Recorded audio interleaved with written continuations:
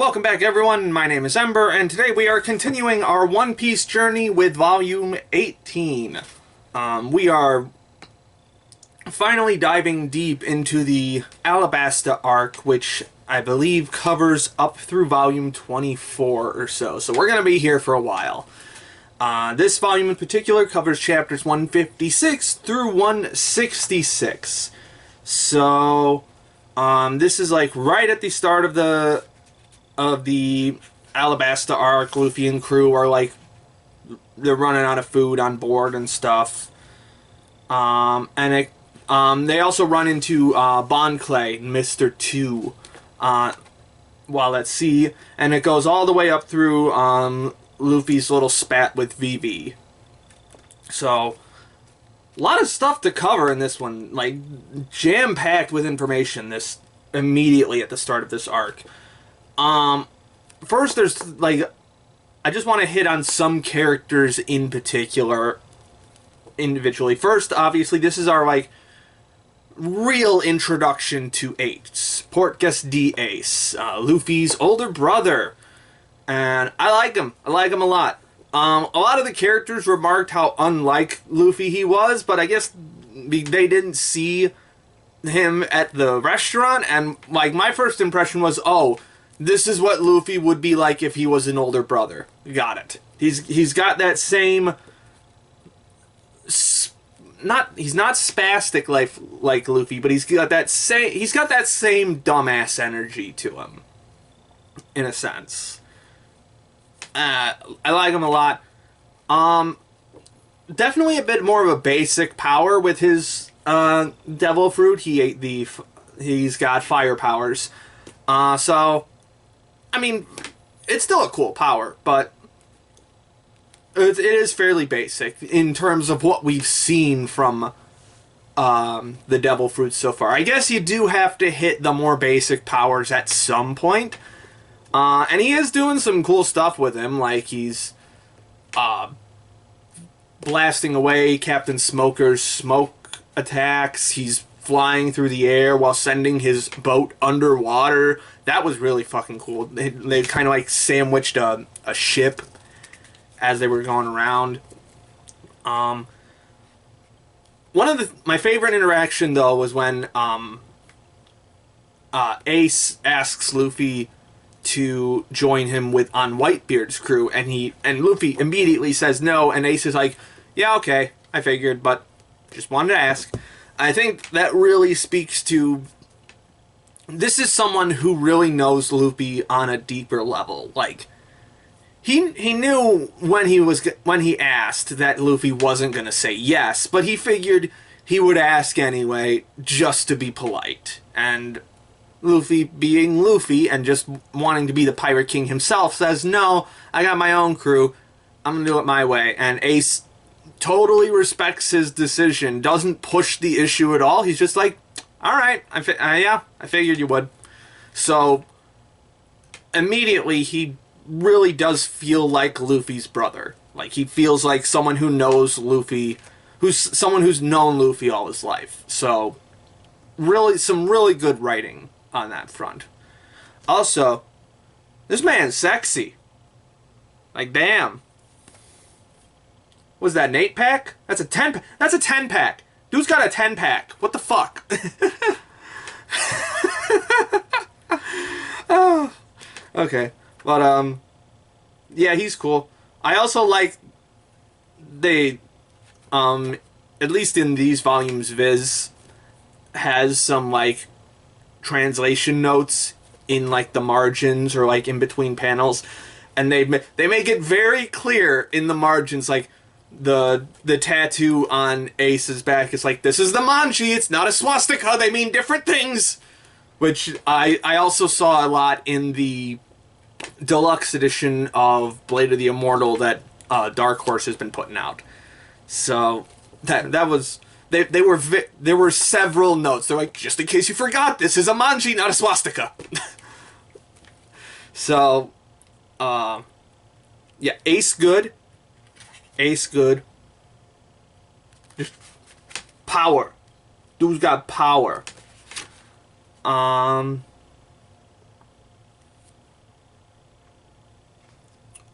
Oh, let's talk about Bon Clay for a bit. Bon Clay, Mr. 2. Um,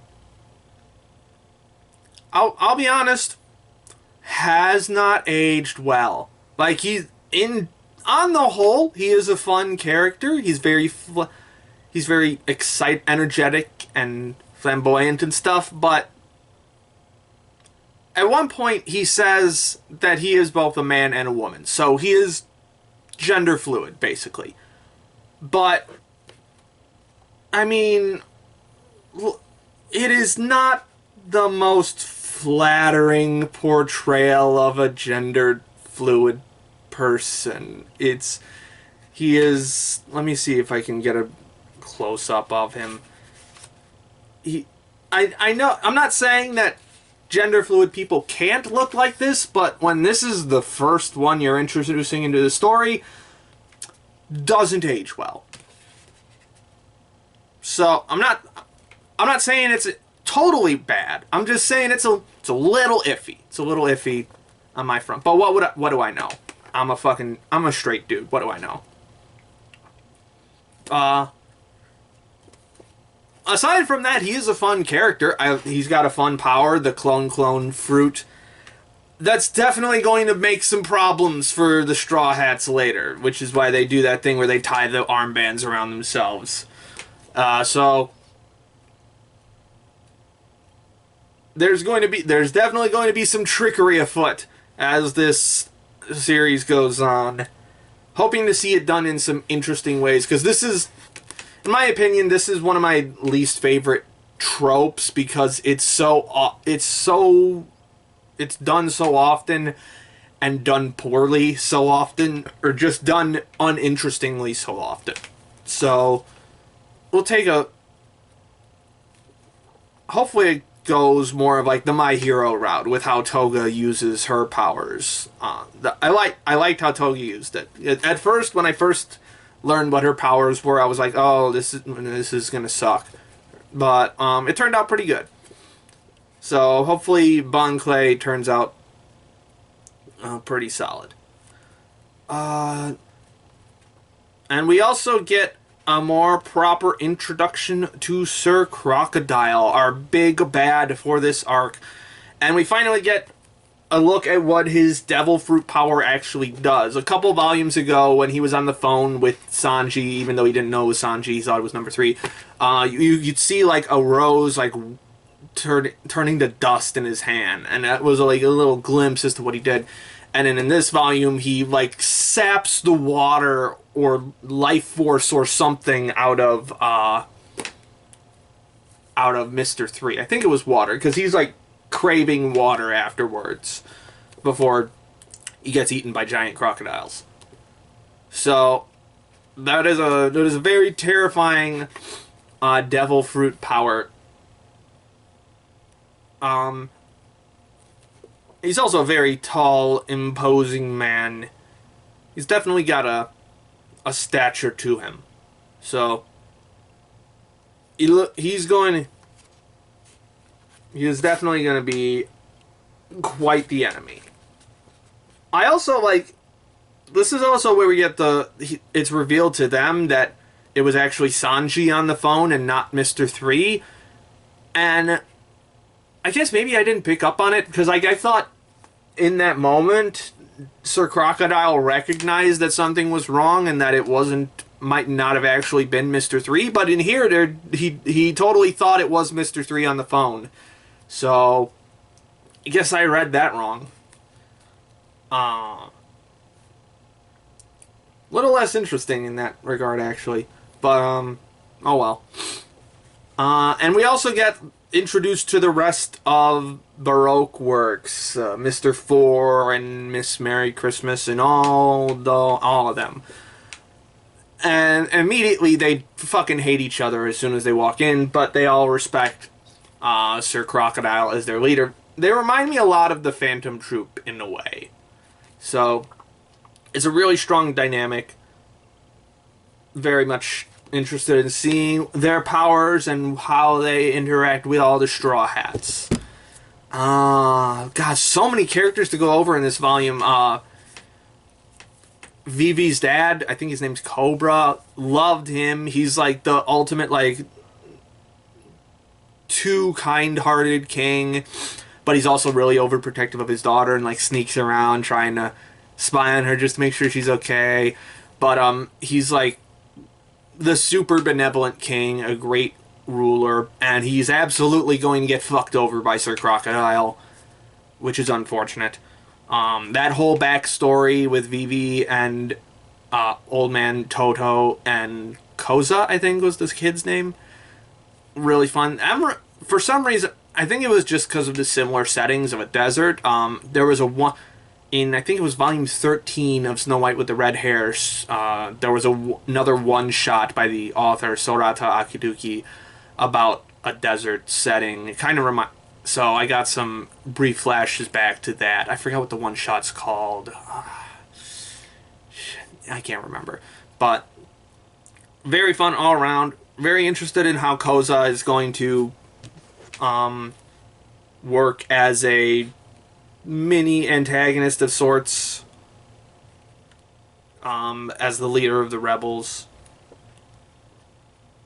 And of course we get some more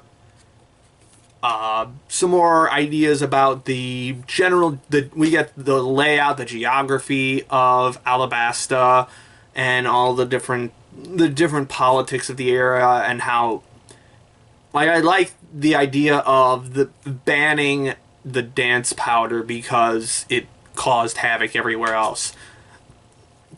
The politics of One Piece are really intricate and fascinating, and I love seeing all of this slowly come together. Like, I didn't really mention it in the previous volumes because it wasn't as important, but Walpole kept going on about how he was a member of the world government and stuff. So it'll be very interesting to see what happens when they eventually come into play, and I imagine it will be fairly soon. Maybe, hopefully, we'll see. Anything else I want to hit with this volume? Wasn't a whole lot of action this time around, I don't think. Yeah, this was mostly just them going places, which is fine, because all of the setup is interesting. There's a lot of setup in this volume. Oh, there was some fighting earlier in this volume with, that little chase scene with, Smoker and Luffy and Ace. That was pretty fun. We got to see Ace's powers in action and such. Last thing I want to touch on, though, is the last chapter of this volume where Luffy and Vivi have a bit of a fight of sorts. And very much, like, that chapter was definitely the reminder of, yeah, these guys are pirates. They're not heroes. So, like Vivi wants to go over and plead with the rebels and stuff, and to stop fighting the Royal Army and such. And Luffy is just like, nah, that's fucking boring.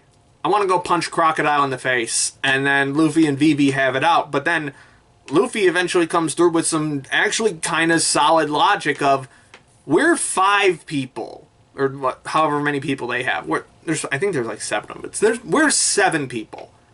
We cannot stop 1,000,000 people from fighting each other. We can't. But and also, that doesn't remove Crocodile from the equation, and he's just gonna keep fucking stuff up if we don't attack him now. So we have to go fuck up Crocodile right away. And eventually through that, and through reassuring Vivi that they're friends and they want to help her, that he really wants to help her, but this is the way he's going to help her, that he finally gets through to her. And so that was a really fun thing. It's like, we're pirates. We're not negotiators. We're not do-gooders. We're here to punch some dude in the face. So we're gonna go punch some dude in the face. That was a really solid conclusion to this volume. I liked that a lot. Very reaffirming of Luffy's character while also deepening it to a certain degree. And I think that's all I have this time around.